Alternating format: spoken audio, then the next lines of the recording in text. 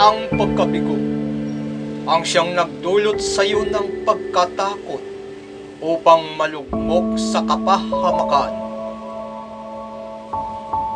Alalahanin mong mayroon pang natitirang pag-asa. Ang makapangyarihang Amang Bathala,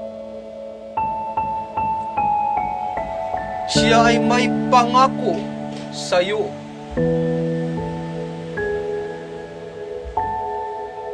Magsiparito sa akin, kayong lahat na nangapapagal at nangabibigatang lubha sa inyong mga pasanin, at kayo'y aking pagpapahingahin.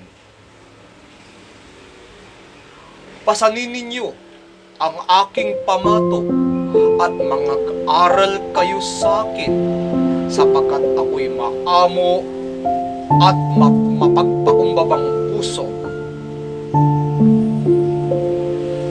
at masusumpungan ninyo ang kapahingahan ng inyong mga kaluluwa.